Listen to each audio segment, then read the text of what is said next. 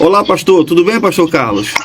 Oi, Davi. Tudo bem, querido? Graça e paz. Graça e paz do senhor também. Está sendo muito bom. Eu quero agradecer o senhor pela contribuição de estar com a gente aqui. É o terceiro vídeo que o senhor está fazendo com a gente no canal Davi Vieira. Eu convido as pessoas que não são inscritas no canal a se inscrever no canal, a deixar o like, que são os primeiros vídeos de 2021. Não tem nada melhor para se fazer a denúncia contra a hipocrisia do que falar com o primeiro que denunciou a hipocrisia da instituição. O senhor dizia, pastor Carlos, com respeito ao pastor que estava querendo sair, veio reclamar com o senhor porque não estava aguentando, que ele era ex-bancário, e o Macedo falou que ele não ia sair para fazer uma comparação do quanto ele ganhava para aquilo que ele ganhava na Universal. Eu queria perguntar o seguinte, naquela reportagem que o senhor chegou a mostrar na TV Globo, o senhor, na ocasião, eu lembro que o senhor mostrou uma folha de pagamento original com a assinatura dos pastores e uma autorização escrita para premiação por fora, uma premiação que os pastores tinham na época da arrecadação. A pergunta que eu faço ao senhor é a seguinte: o senhor que é um dos pioneiros, foi um dos pioneiros na Universal, os pastores da Universal sempre foram comissionados? É a primeira pergunta. A primeira pergunta seria: os pastores da Universal sempre foram comissionados? Como acontecia essa premiação dos pastores mensalmente? Bom, Davi, os pastores sempre foram assalariados. Só que de acordo com a arrecadação da igreja que ele pastoreava. Sim. Inclusive, o Edir Macedo tinha um ranking das igrejas. Quando reunia os líderes regionais, então pegava aquele ranking e dizia: a tua igreja está em 10º lugar, tem que crescer, era para estar em quinto, não sei o quê. E esse ranking sempre foi usado para fazer pressão nos líderes. Ó, se não crescer, eu vou trocar. E trocar significava o cara ir para uma menor, e indo para uma menor podia perder o carro, podia o salário diminuir bastante e tal. Então isso fazia com que os pastores fizessem verdadeira loucura para crescer o ofertório, né? Imagina. Os chamados desafios. Imagina. Mas nunca teve premiação, não. O que houve foi uma mudança. Ele, determinada vez, nós estávamos em São Paulo, reunião com ele, e 2 meses ele fazia reunião com os líderes dos estados. E nessa reunião ele disse: só vamos mudar a remuneração dos pastores. Vai ficar muito melhor. E preste atenção como o cara é um gênio do mal. Eu hoje chamo de gênio do mal. Ele disse: agora o pastor vai ganhar por comissão. Então, por exemplo, o pastor está na igreja que arrecada 15 mil, 20 mil reais, um exemplo. Aí você vê, esse pastor merece o quê? 10%, né? 3 mil, 2 mil. Vocês vão fazer essa avaliação e passar para mim, ele disse, né? Agora, vocês, eu é que vou determinar. Eu vou começar a determinar a partir de hoje. Vou conversar com cada um em particular. Cada um vai me dizer quanto é que o Estado arrecada. Resumindo, porque ele fez também comigo isso. O pastor que era pastor regional, como eu era no início em Norte e Nordeste. Então ele dizia: quanto é que arrecada o Norte e Nordeste? Arrecada R$1 milhão por mês, um exemplo. Aí ele estipulava: então tu vai tirar 3% da arrecadação, mas não era da arrecadação bruta, do que mandasse para ele. Sim. Entendeu a genialidade diabólica do cara? Entendi. Que aí obrigava o pastor a gastar menos, não ficar fazendo reforma em igreja, não ficar querendo comprar coisa. Exatamente.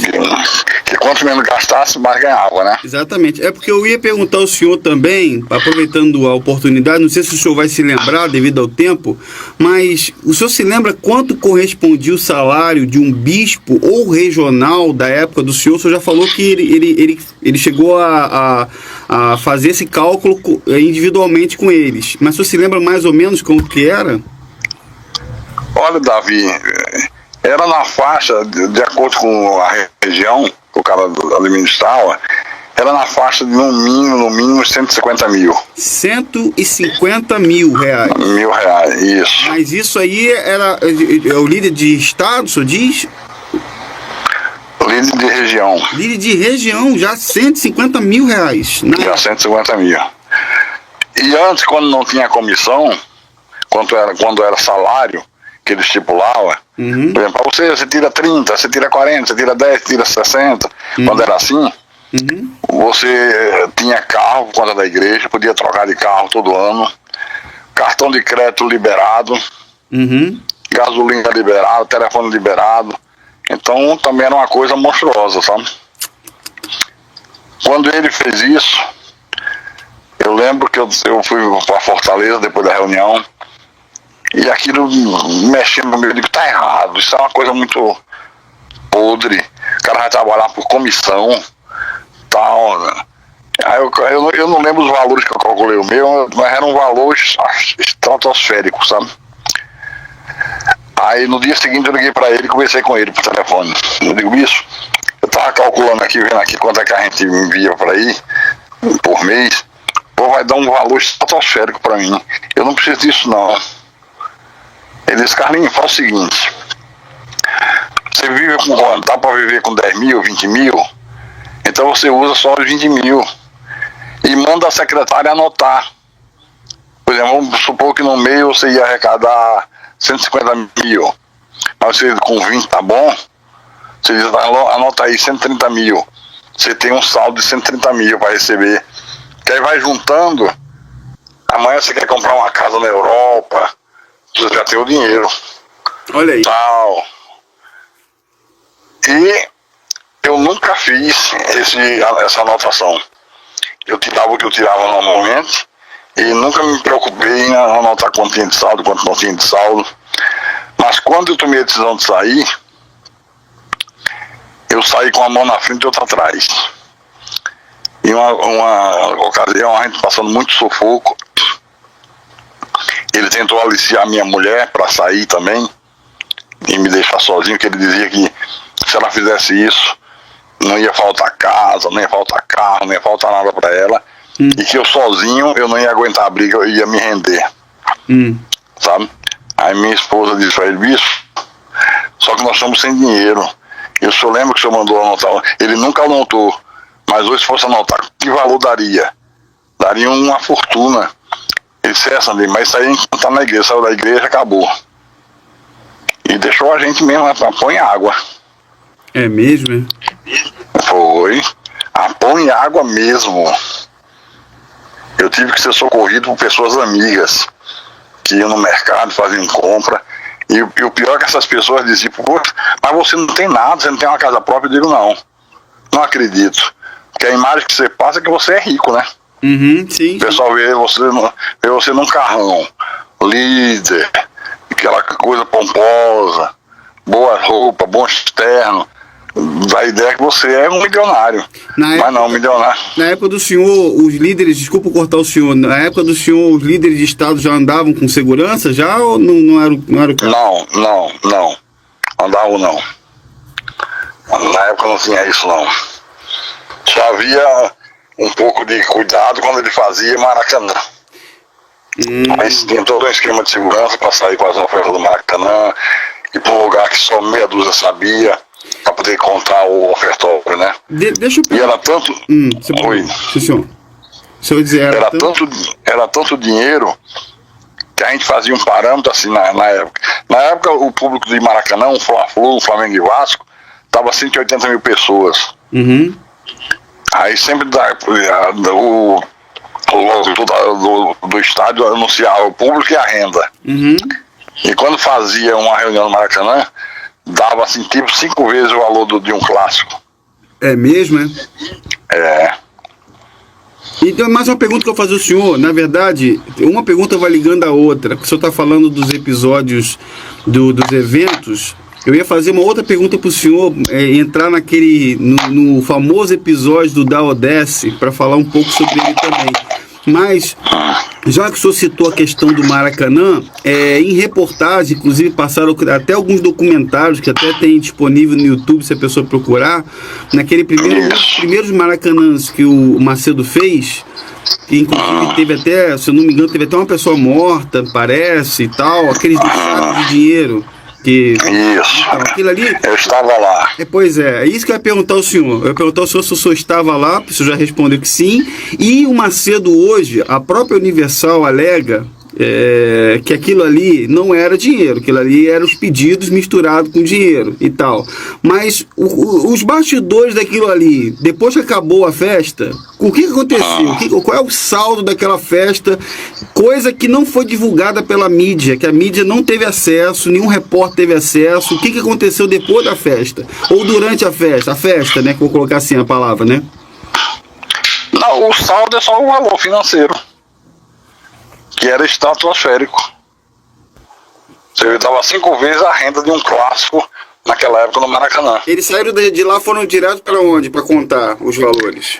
Eu não sei, porque na época eu não fazia parte desse grupinho fechado. Eu não tinha acesso a essa informação. Só poucas pessoas tinham acesso para onde ia. Tinha todo um esquema de segurança, né? Sim. Que era muito dinheiro. Sim. Aí tinha os obreiros que ele recrutava de confiança, que tinha que ser muita gente para contar, né? E isso era em todo lugar. Quando ele ficou em Fortaleza, quando ele veio em Recife fazer reuniões grandes, terminava e ia para minha casa. Primeira coisa que fazia era limpar a mesa, botar em cima, tirar as ofertas e contar. E ele só contava as notas graúdas. Ele só conta as graúdas, de 100, de 50. É mesmo, as pistoletas ficam para vocês contarem. É mole.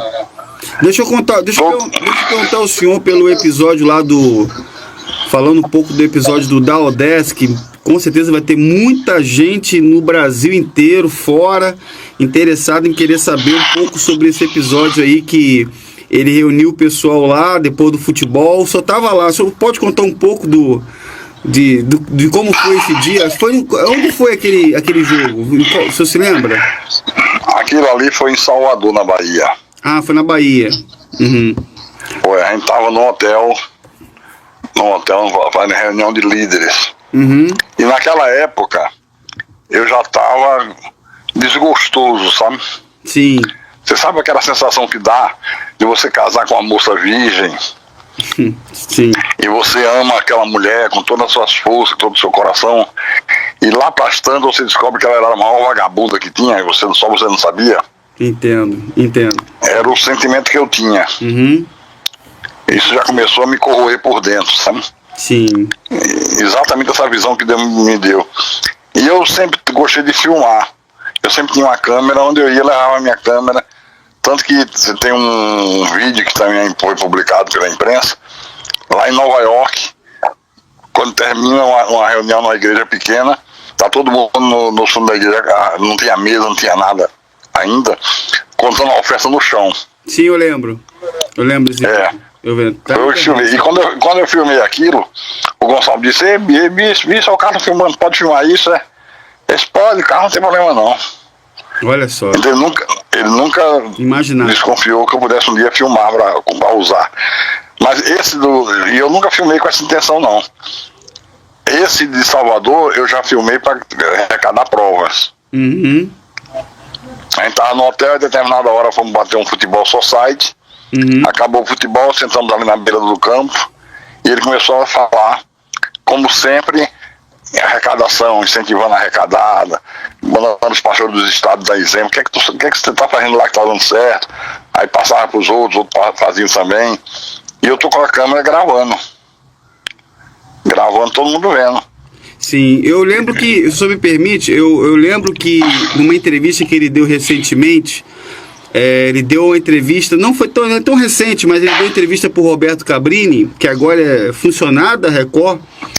Ele deu uma entrevista pro Cabrini, e o curioso é que a maioria dos jornalistas que fizeram reportagens na Globo contra ele, grande parte está trabalhando para ele hoje, né? Inclusive, inclusive até o saudoso Marcelo Rezende, o saudoso repórter Marcelo Rezende, fez aquela reportagem que está inclusive no vídeo da TV Globo em que o senhor está falando também, falando que ele foi até os templos da Universal, etc e tal. Bem, beleza. Aqui o Roberto Cabrini fez uma reportagem, foi no Templo de Salomão e perguntou a ele sobre o lance lá da ODS, e ele disse que aquilo ali foi bom porque ele ficou conhecido. O que o senhor acha disso? Eu assisti. Ele é muito canalha, o Edir Macedo, sabe? E eu falo isso, não é por uma mágoa pessoal dele. Não, mas sim. Não, porque ele foi muito meu amigo, eu fui muito amigo dele. Sim, sim. Meu problema é espiritual. Sim. Porque às vezes a pessoa pode dizer, parece que tem alguma mágoa, quer se vingar. Me vingar de quê? Sim. A vingança pertence ao Senhor, pertence a Deus. Exatamente. Agora, eu só me senti bem quando eu testemunhei para o mundo inteiro o que é aquilo ali. Exatamente. Eu me senti aliviado. E quando eu contei o que eu contei, tem gente que disse que eu ganhei dinheiro da Rede Globo, né?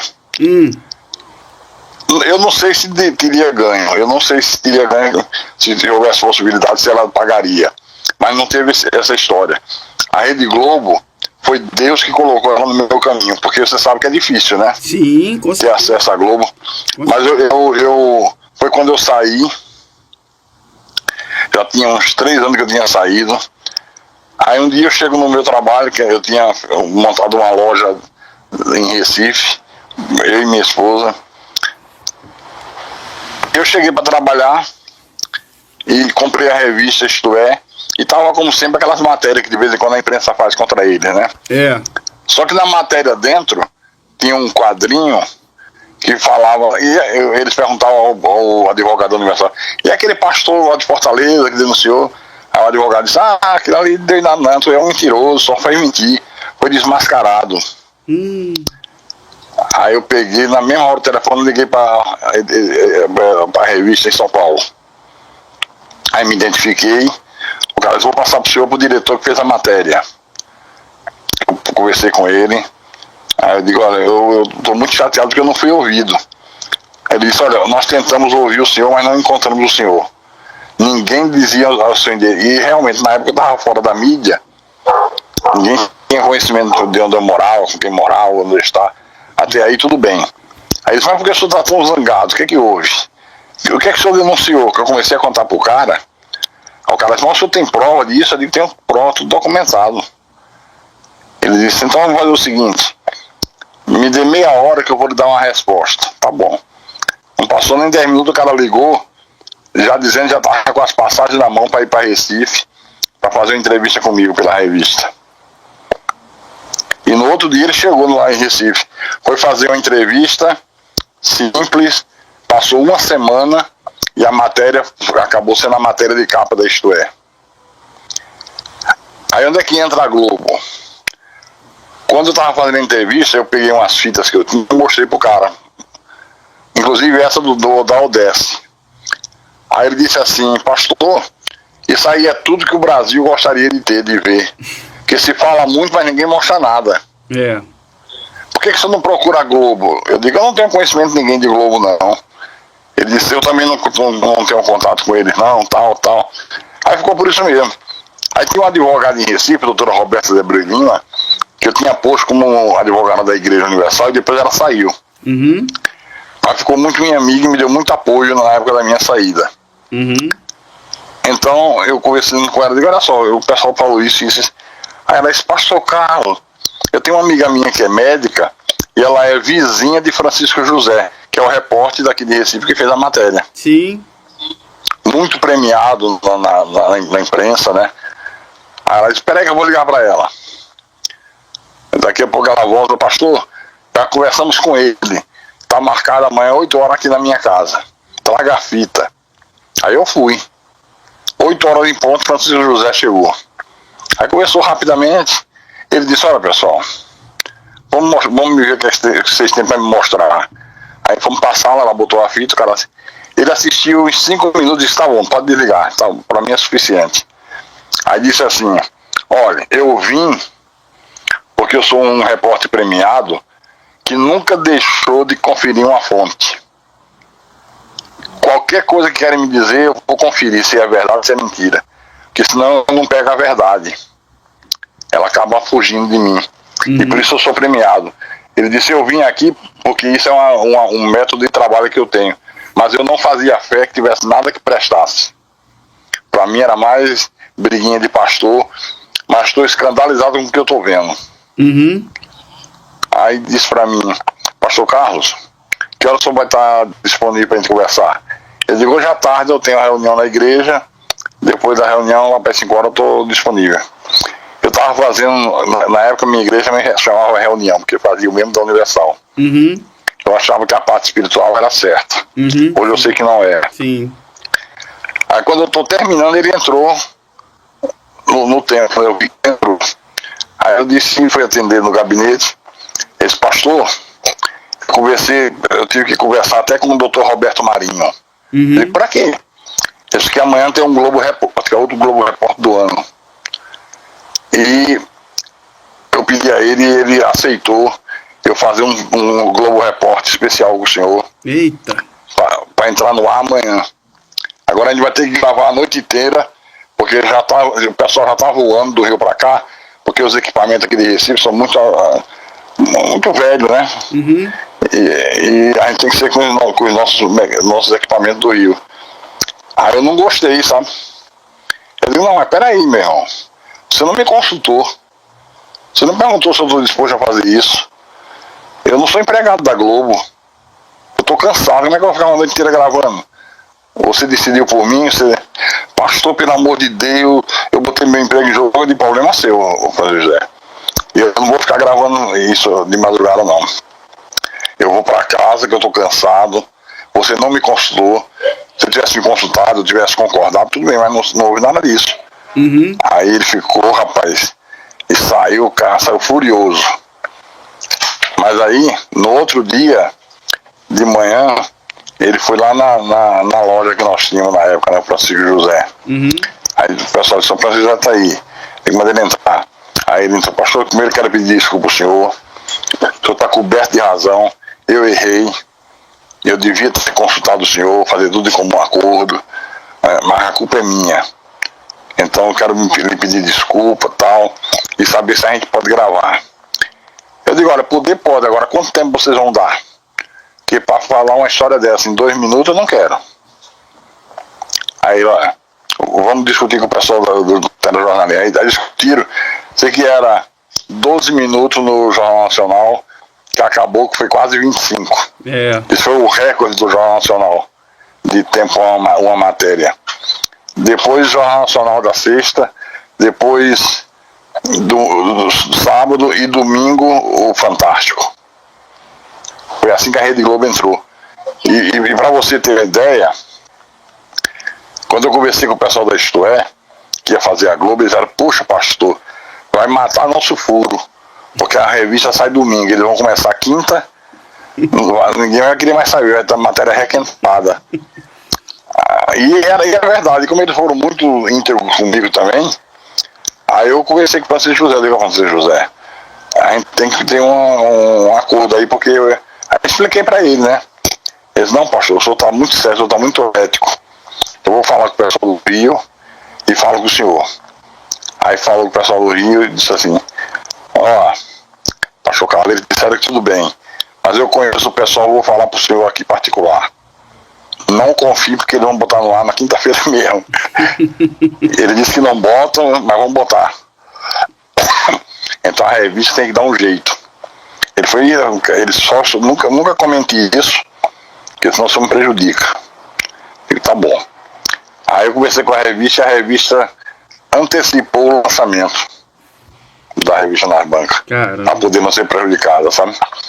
E eu fui gravar com ele e disse, olha, Francisco José, eu gravo, mas as fitas ficam comigo, para eles não soltarem de imediato, sabe? Porque ele disse, o senhor faz isso, porque senão, se uma fita dessa cair na mão deles, eles soltam. Aí eu gravava e ficava comigo as fitas. Só soltei as fitas na quinta-feira de manhã, que ficamos uma semana gravando.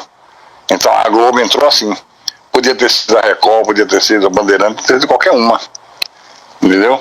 Sim. Foi uma coisa... Deixa eu perguntar uma coisa ao senhor. Dentro desse assunto, o senhor está falando sobre... Estamos falando aqui com o pastor Carlos Magno, só para poder a gente relembrar. pastor Carlos Marco, que foi um dos pioneiros, líderes da instituição Universal na década, no início da Universal, né? Foi o primeiro a fazer a denúncia pública diretamente contra as hipocrisias do Macedo. Ele está contando um pouco sobre o episódio da Odesse, e naquela reunião que você encontra, que o Macedo fez depois do jogo de futebol, em que ele fala: quem quiser dar, que dê, quem não quiser, que se dane, é dar ou desce. Ele fala aquela frase muito famosa pelo Macedo. Agora, uma outra coisa que me chamou a atenção também, nas entrevistas que o senhor já deu, outras oportunidades que o senhor chegou a falar, falando ainda de reunião que o Macedo fazia com os líderes, uma coisa que o senhor falou, pelo menos está escrito lá nos jornais, etc e tal, na Observatório da TV e outros que foram feitos lá, eu queria confirmar com o senhor e o senhor pudesse me dizer um pouco sobre isso. Falando das reuniões do Macedo, eu queria entender um pouco, quando o senhor, parece que o senhor fala que o Macedo em reuniões só para pastores da liderança, bispos, ele se utilizava, se eu estiver errado, o senhor me corrija, por favor, ele se utilizava de pornografia como exemplos nas suas reuniões. Como é que isso acontecia? Era isso mesmo? Hoje eu posso dizer que ele é um maníaco sexual. Por quê? De 2 em 2 meses se reunia no hotel ou no Rio, em São Paulo, os líderes dos estados. Mas poucos tinham a intimidade de sentar na mesa com ele. Aí ficava aquele grupinho: eu, o Gonçalves, Paulo Roberto, Rodrigues e ele. E os outros estavam tudo espalhados. Esse grupinho. E ele adorava puxar assunto de sexo, sabe? É mesmo, né? E como os pastores tudo puxava saco, como a gente diz na linguagem de hoje, pegavam pilha. Pegavam pilha e começavam a contar até sobre as particularidades. Como é que a mulher gostava, como é que não gostava. Que isso? E eu ficava, meu irmão, eu fui esse estado de choque. Aí o Gonçalo dizia: conta aí, Carlos. Não tem nada pra contar, não. Aí ele dizia: Carlos é a Madre Teresa de Calcutá. É mesmo, é? Me chamava de Madre Teresa de Calcutá. O santo, né? O santo. O santo. Eu ia pro quarto do hotel, conversava com minha mulher, e dizia: eu tô, olha só os assuntos lá de baixo. Ela dizia: não é possível. Pois é. Eu digo: acho isso muito errado. Aí na época que eu estava em São Paulo, como bispo do Brasil, ele marcou uma reunião com a liderança do Brasil e mais alguns pastores que não eram líderes, mas de São Paulo, de igrejas grandes. E fomos para um hotel fazenda. Aí passou a primeira noite. Na segunda noite ele reservou o espaço do auditório onde o hotel passava filme, né? Aí, determinada hora, ele primeiro falou sobre as igrejas, que é importante crescer, como sempre. O assunto é sempre esse: crescer, crescer, crescer. Ou seja, arrecadar. Aí, daqui a pouco, ele disse: olha, muitas esposas têm reclamado comigo que os maridos estão trabalhando muito. E quando chegam em casa, só querem cama, dormir. Não dão mais nada. Está prejudicando o casamento e tal. Então, eu vou dar uma ajuda hoje. Agora preste atenção, vocês são tudo maduros, adultos. Se alguém falar, eu nego. Vai ficar como mentiroso. Aí então é pro bem de vocês, tá? Aí isso é uma surpresa. Aí mandou apagar as luzes da sala. O Ronaldo Didim, que estava no projetor, ligou o projetor. E, para surpresa de todos, era um filme pornográfico. Mas filme pornográfico para os bispos. Quem que estava assistindo esse filme na época, você lembra? Todos os líderes do Brasil e mais uns 30 pastores de São Paulo. Agora a liderança popular mesmo, estava eu, Gonçalves, Rodrigues, Renato Maduro, Paulo Guimarães, fora os outros dos estados e mais uns 30 de São Paulo. Mas da pior espécie. Meu Deus do céu. Da pior qualidade. Passou uns 10 minutos. Aí com 10 minutos ele desligou isso e falou: agora vamos pro quarto, que vai funcionar, veja só. Quer dizer que ele promoveu um filme pornográfico para os bispos, pastores, como formas de estímulo para eles ficarem mais ativos sexualmente, seria isso? Superar o cansaço. Um Viagra à la Macedo. Que absurdo, hein, pastor Carlos? Que absurdo, que absurdo. Quer dizer, se for contado por outra pessoa, ou talvez se a gente viesse falando alguma coisa parecida, ninguém acreditaria. Parece uma coisa que... E quando terminou a reunião, nós fomos para casa, ele ainda estava na minha casa em São Paulo. Aí aconteceu a mesma coisa. Sentamos na cozinha, ele pediu um café, eu servi o café. Eu com aquilo me corroendo por dentro, né? Uhum. Aí eu disse, bicho, vou falar uma coisa com o senhor aqui. Eu espero que o senhor não leve mal, mas eu acho que vai ser por seu bem. Ele diga. Eu disse para ele assim, nós vimos o senhor como se fosse Jesus, e nós somos os discípulos. Aí eu pergunto ao senhor, o senhor acha que Jesus em algum momento faria o que o senhor fez ontem? Aí ele ficou olhando para mim assim, sabe? Ficou calado, meditando. Eu digo, porque o que veio na minha memória foi isso. Será que Jesus faria isso? Ele disse, puxa, é mesmo, você tem razão. Acho que eu passei do ponto. Eu digo, com certeza. E a minha surpresa foi ele ter reconhecido, né? É. Porque ele já tinha dado ordem para que fosse feito isso nos estados todos.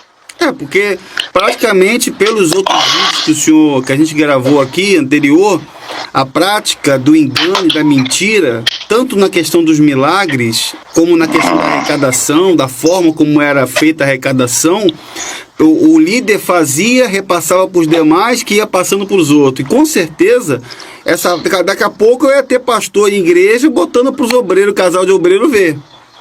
Pois é. Daqui a pouco ia ter isso. Exatamente isso. Então, é o que se entende, né? É o que se entende. E acabou que ele demonstrou ter se arrependido ali, mas depois eu constatei que não. Continuou a ordem para passar nos estados. É mesmo, né? E foi feito nos estados. Entendeu? Só não foi feito onde eu estava como pastor líder. Porque eu não tive essa coragem. Eu não tinha coragem de fazer um negócio desse de jeito nenhum. De maneira nenhuma. Mesmo antes de ser pastor. Deixa eu citar entrar numa questão aqui, mudando um pouco o foco da questão da pornografia, que o Edir Macedo mostrou para os regionais, bispos. Eu queria falar um pouco sobre o que aconteceu 2 anos depois, porque a gente estava falando no início do vídeo sobre o episódio do Dow 10. Se eu não me engano, se eu estiver errado, o senhor me corrija, 2 anos depois que aconteceu essa reunião na Bahia, lá esse lamentável episódio aí que foi gravado, graças a Deus que foi a público, 2 anos depois, em 1992, o Macedo foi preso. Se eu não estiver errado, o senhor me corrija. Eu acho que foi, se eu não me engano, foi em 90, aí em 95 o senhor divulgou, foi divulgado pela TV Globo em dezembro de 95, se estiver errado, o senhor me corrija, que inclusive o repórter Francisco falou que esse vídeo foi de 5 anos atrás, então era de 90 e 92 o Macedo foi preso. Foi isso mesmo, pastor? Olha, eu não sei com precisão a data. Uhum. Eu sou muito ruim de guardar datas. Eu tô vendo aqui, até me surpreendendo. eu tô indo aqui por uma linha de raciocínio, porque a reportagem foi vinculada, pelo menos é o que se mostra, em dezembro de 95. O repórter falou que o vídeo tinha sido de 5 anos antes, então era de 90, só que o Macedo foi preso em 92. Então, quando ele foi preso, eu já tinha saído. O senhor já tinha saído? Ah, tá. Eu ia perguntar ao senhor justamente isso. Eu ia perguntar ao senhor, a primeira pergunta seria se quando ele foi preso, o senhor ainda estava ainda na Universal, e se o senhor tinha ido visitar ele, por exemplo, se o senhor estivesse lá, não sei, porque a pergunta seria essa, né? Se o senhor estivesse na Universal, o senhor tinha ido visitar ele preso, que foi 2 anos depois daquilo ali. Não, quando o Macedo foi preso, já não estava mais? Não, já não estava mais. É verdade, sim, é verdade. Tá, não... E aconteceu uma coisa interessantíssima. Sim, senhor. Eu fui a São Paulo. Para de São Paulo, deixa eu lembrar aqui agora para minha memória não falhar. Uhum. Eu fui a São Paulo, já lembrei. Eu fui a São Paulo para ver se eu conseguia tirar um passaporte, um visto, para uma viagem aos Estados Unidos e Israel e Estados Unidos. Sim. Que eu ia aproveitar para fazer compra para a loja. Uhum. E teve uma pessoa porque em Recife uma vez me negaram o visto. O consulado negou, sabe? Aí eu fui para tentar vir a São Paulo, não consegui. E foi nesse período que ele estava preso. Aí esse advogado que estava tentando resolver essa minha pendência, ele tinha sido também advogado da Universal.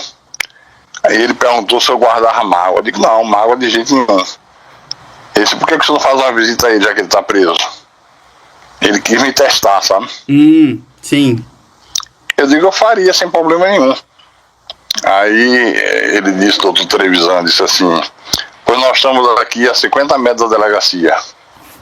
Eu digo, é mesmo, velho? Ele disse, quer ir lá falar com ele? Eu digo, não, muita mão de obra, os caras sabem nem quem eu sou. Ele disse, não, mas eu consigo, chegando lá para o delegado, a gente consegue.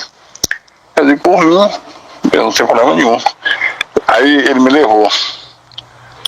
Aí quando eu cheguei lá, a primeira pessoa que estava na frente foi a esposa dele, a Esther. Aí me cumprimentou, tudo bem e tal. Eu ia visitar o Edir, eu digo, é porque o Trevisan falou se eu queria vir. Na verdade o cara queria me testar, que ele não era de igreja. Tipo assim, fala de misericórdia, de perdão, na prática eu não pratico nada. Sim. Aí eu fui, entramos. Aí eu pensei que ia encontrar ele dentro de uma cela, com grades, com tudo. Não, ele tinha uma sala reservada para ele, com ar-condicionado, computador, uma cama. Aí eu entrei, cumprimentei ele, tudo bem, bicho, tudo bem. Aí ele disse, tudo bem, como é que estão as coisas? Eu digo, tudo bem, tudo tranquilo. Aí ele disse, malandro, isso aqui vai ajudar até a tua igreja, vai arrebentar por lá pelo Nordeste. Eu digo, como é que é? Ele disse, isso vai arrebentar, arrebentar é crescer, né? Vai dar crescimento até pelo Nordeste. Eu digo, pô, o cara tá preso e tá pensando em arrebentar e arrecadar mais dinheiro em cima tirar proveito da prisão, né? Só pra gente esclarecer aqui, então, o que a gente já tinha falado aqui, o senhor tá dando mais base para isso, que essa prisão do Macedo, a foto dele que eles fizeram, ele sentadinho lá, coitadinho, atrás das... aquilo ali foi tudo armado. Aquilo foi tudo armado? Tudo armado. Quer dizer que não foi nada daquele jeito? Não foi nada daquele jeito, não. Aquilo ali foi só pra divulgar na mídia. Deve ter pago, né? Não deve ter sido de graça nem barato. Promoção, né, senhor diz, né? E pra dar uma de Marte, né? Isso. Não, ele tava numa sala muito confortável, computador, tudo de bom, geladeira, não faltava nada. Mole, rapaz. Melhor do que a sala do delegado. Não, porque eu vou entrar depois no mérito de um assunto muito interessante, depois a gente vai entrar para falar sobre o filme Fantasia dele. Inclusive, eu vou falar depois desse filme, porque o senhor foi citado nesse filme, mas depois eu vou falar. Você vai achar interessante que a gente vai comentar sobre isso aí. Mas eu queria falar um pouco aqui, voltando um pouquinho, dentro desse mesmo assunto, voltando à questão lá para a gente não sair desse contexto desse vídeo, antes que ele acabe o tempo, sobre o episódio das fitas, quando foram divulgadas. Depois a gente vai entrar nesses outros assuntos, para a gente não sair da linha de raciocínio, mas o Gonçalves, o Bispo Gonçalves, ele escreveu, não sei qual foi a data, mas se não me engano foi na década de 90, ele escreveu um livro, depois que as fitas vieram ao ar, que a TV Globo fez a divulgação, um livro chamado Lágrimas de Perdão. Ele fez esse livro onde ele se julga perseguido de forma implacável pela TV Globo, devido à série de reportagens que foram feitas na época e as imagens que foram vazadas, inclusive imagens que mostram ele no corredor de um hotel, se não me engano, se me confirma isso, um hotel 5 estrelas, eu acho que foi em Jerusalém, se não me engano. Foi eu que filmei. Foi o senhor que filmou. Foi o senhor que filmou, eu tava ali. Onde ele tá até ameaçando tirar a roupa lá, o que o senhor acha disso? Tava ele, tava o filho do Vieira Laprovita, tava a dona Vera, minha esposa, e a esposa do Gonçalves. Quer dizer, não, então, mas ele fez esse livro, tipo assim, me chegaram, eu lembro até que no programa da Record que tinha, o chamado 25ª Hora, ele chegou a dizer que estavam chamando ele até de homossexual e tudo, na época. Que ele foi taxado e tal, que por conta daquele vídeo lá, daquelas brincadeiras que tava fazendo lá, né, que julga ele brincadeira lá, até o repórter perguntou ao senhor, quem é isso aí? Aí o senhor falou, é o Bispo Gonçalves. Isso é o Bispo Gonçalves que tá aí, ó, fazendo essa... Foi eu que filmei. Foi o senhor que filmou, né? Foi eu que filmei. Foi onde aquele vídeo? O senhor se lembra? Foi em Jerusalém. Em Jerusalém. Jerusalém. Quer dizer, então, eu pergunto ao senhor porque eu me lembrei dessa ocasião e ainda falando eu queria complementar, ainda falando do Bispo Gonçalves, eu quero entrar num outro assunto, mas esse assunto é um assunto muito polêmico, é um assunto muito delicado, que eu queria deixar para o próximo vídeo para falar sobre aquela convocação que o senhor recebeu para a missão especial na Colômbia. A missão especial na Colômbia. Eu queria poder deixar para o próximo vídeo e perguntar ao senhor se o senhor poderia falar com a gente no próximo vídeo sobre esse assunto. Com certeza, não, sem problemas. Então legal, pastor. Então, olha, vou interromper por aqui, porque nós estamos no nosso terceiro vídeo, falando aqui com o pastor Carlos Magno sobre as denúncias que foram feitas na década de 90 contra a liderança, pelo menos contra a hipocrisia da liderança da instituição. São os primeiros vídeos do canal Davi Vieira do ano de 2021, contra a hipocrisia. Se você não é inscrito no canal, se inscreva, deixe seu like, e no próximo vídeo a coisa vai ficar mais quente ainda. Pode ter certeza que você vai ouvir coisas fortes. Se prepare, tá bom? Um grande abraço e até o próximo vídeo. Tchau, pessoal.